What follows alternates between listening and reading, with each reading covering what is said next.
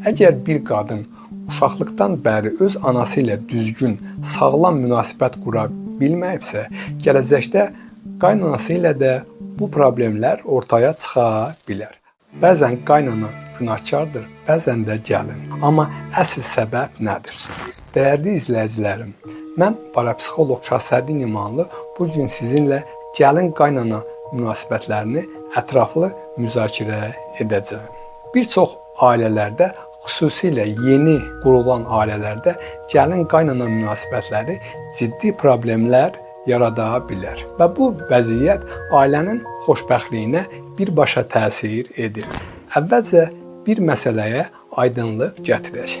Günahkar hər zaman yalnız qaynana deyil və hər zaman yalnız gəlin də deyil.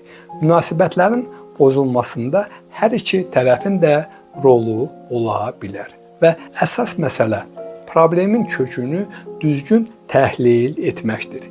Bir çox hallarda gəlin qaynana münasibətlərinin səbəblərindən biri gəlinin öz anası ilə olan münasibətlərindən qaynaqlanır. Əgər bir qadın uşaqlıqdan bəri öz anası ilə düzgün, sağlam münasibət qura bilməyibsə, gələcəkdə qaynanası ilə də bu problemlər ortaya çıxa bilər. Parapsixoloji tədqiqatlar göstərir ki, insan öz ailəsi ilə yaşadığı münasibətləri tez-tez gələcək münasibətlərinə də daşıyır. Məsələn, anası ilə həll olunmamış emosional problemləri olan bir gəlin qaynanasına qarşı qeyri-iradi olaraq daha müdafiəçi ya da aqressiv davrana bilər. Nəticədə isə konflikt yaranır.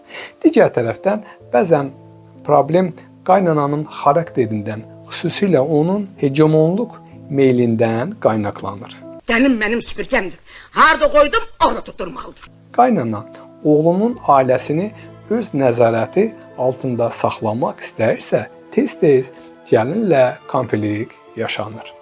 Bu vəziyyətdə gəlin özünü sıxılmış, təzyiq altında və müdaxiləyə məruz qalmış kimi hiss edir.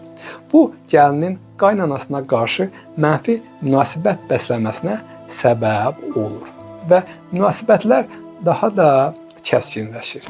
Bəs bu vəziyyətlərdə nə etmək lazımdır? Problemi necə həll edə bilərik? Birinci addım hər iki tərəfin özünə qarşı dürüst olmasıdır.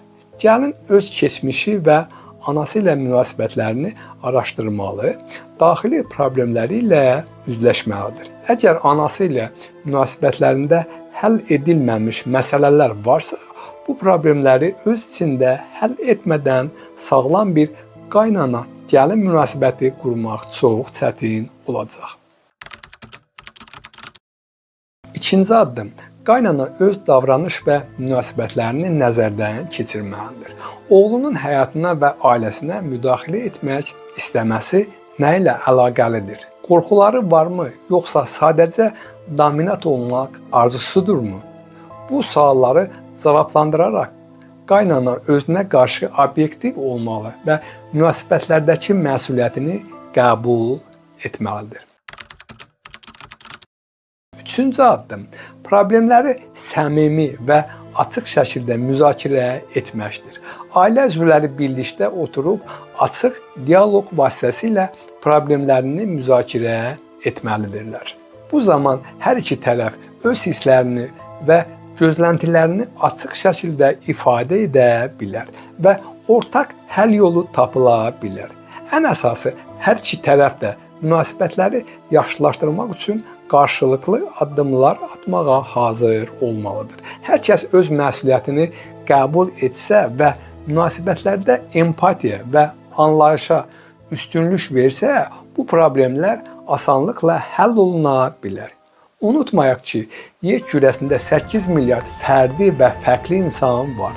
Parapsixoloji nöqteyi nəzərdən heç bir insan o bir insana bənzəmir. Allah hər bir insana sərbəst iradə verib, amma söhbət ailə-daxili münasibətdən gedirsə, heç kim sərbəst iradə ilə hərəkət edə bilməz.